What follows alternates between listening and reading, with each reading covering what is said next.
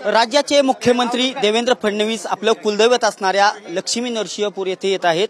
त्यांच्या स्वागतासाठी माजी मंत्री हर्षवर्धन पाटील देखील दाखल झाले आहेत। आपल्याबरोबर हर्षवर्धन पाटील भाऊ आहेत। भाऊ, काय सांगाल? थोड्याच वेळात मुख्यमंत्री दर्शनासाठी येत आहेत, काय भावना आहेत? चांगली गोष्ट आहे। आज त्यांचं हे कुलदैवत आहे, ते आज दर्शनासाठी येत आहेत। योगायोगाने आम्ही पण इथंच होतो।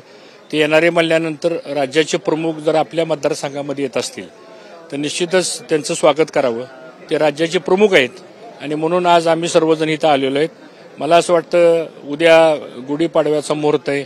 आपल्या हिंदू संस्कृतीप्रमाणे नवीन वर्षाची सुरुवात आहे। त्या पूर्वसंध्येला आज ते इथं येत आहेत, त्यांचं आम्ही स्वागत करतो आणि निश्चितच लक्ष्मी नरसिंहांनी या महाराष्ट्रातल्या जनतेला सुखसमाधान, शांती आणि प्रगती व्हावी एवढीच मागणी आज आम्ही लक्ष्मीचरणीच्या या ठिकाणी केलेली आहे। भाऊ, निवडणुकीपूर्वी महायुतीच्या सरकारच्या वतीने कर्जमाफी शेतकऱ्यांची होईल असं वेळोवेळी सांगितलं होतं, अगदी जाहीरनाम्यात देखील सांगितलं होतं। परंतु काल महायुतीतीलच घटक पक्ष असणारे राष्ट्रवादी उपमुख्यमंत्री आहेत, त्यांनी काल सभेत सांगितले की 31 पर्यंत तुम्ही शेतकऱ्यांनी कर्ज भरा। एक प्रकारे आता कर्जमाफी देणे शक्य नाही असे एक काल सांगितलेलं आहे, कसं बघताय? नाही, मला असं वाटतं की जाहीरनाम्यामध्ये ज्या ज्या गोष्टीचं वक्तव्य आपण करतो किंवा ज्या ज्या गोष्टी आपण जनतेकरता नमूद करतो आणि त्या मुद्द्यावर आपण निवडणुकीला सामोरे जातो। निवडणुकीला सामोरे गेल्यानंतर ज्या पक्षानं जो जाहीरनामा केला असेल निवडणुकीच्या निमित्तानं, त्या पद्धतीनं त्या पक्षाचे सगळे लहानपासून मोठे नेते निवडणुकीमध्ये भाषणं करतात, लोकांना आश्वासित करतात की आमचा हा जाहीरनामा आहे। जाहीरनामा प्रकाशित होतो, त्याची एक प्रेस कॉन्फरन्स होती, त्यानंतर जाहीरनाम्याच्या कॉपीज काढल्या जातात, त्या लोकांना वाटल्या जातात, मीडियामध्ये, प्रिंट मीडियामध्ये त्याच्या जाहिराती दिल्या जातात।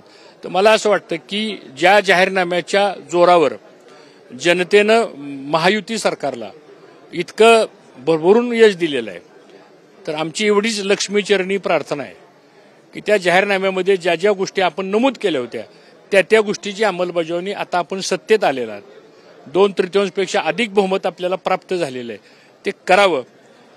हे तुम्ही सांगितलेलं आहे की हे काही जनतेने मागितलं नव्हतं, हे तुम्ही सांगितलेलं आहे, त्याची पूर्तता करावी एवढीच म्हणणं आहे आमचं। आपण मंत्रिमंडळात अनेक दिवसांपासून काम करता, अगदी संसदीय कार्यमंत्री देखील आपण काम केलेलं आहे। सध्या अर्थसंकल्पीय अधिवेशन राज्याचं झालं, त्यामध्ये कुठेतरी अनेक प्रश्न, राज्यातील वेगवेगळे प्रश्न किंवा मुद्दे जे कुठेतरी लोकांच्या मधून बाहेर आले, कुठेतरी अर्थसंकल्पातील जे लोकांना फायदेशीर विषय होते कुठेतरी ते बाजूला राहिले वाटते का विरोधक त्यामध्ये कमी पडले?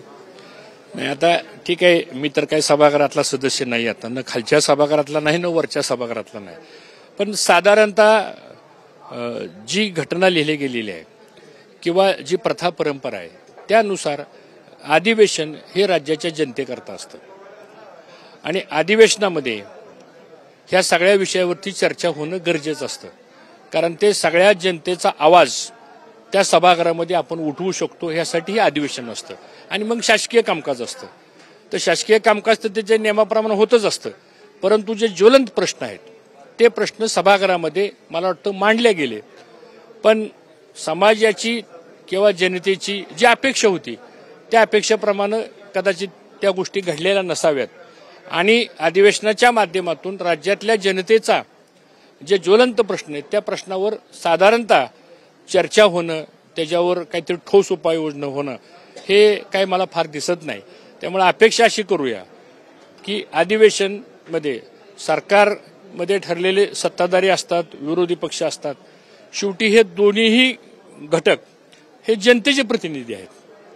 विरोधी पक्ष पण जनतेचा प्रतिनिधी आहे आणि सत्तेमधली लोक सुद्धा जनतेचे प्रतिनिधी आहेत। तर मला असं वाटतं की अधिवेशनाच्या माध्यमातून सर्वसामान्य लोकांना न्याय देण्याची भूमिका ह्या सभागृहाच्या माध्यमातून व्हावी, ही खरं अधिवेशनाच्या पाठीमागची संकल्पना आहे।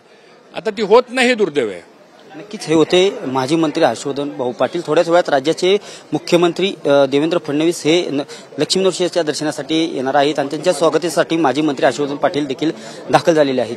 कॅमेरा पर्सन सुशांत सह दीपक कापरे, TV9 मराठी, इंदापूर।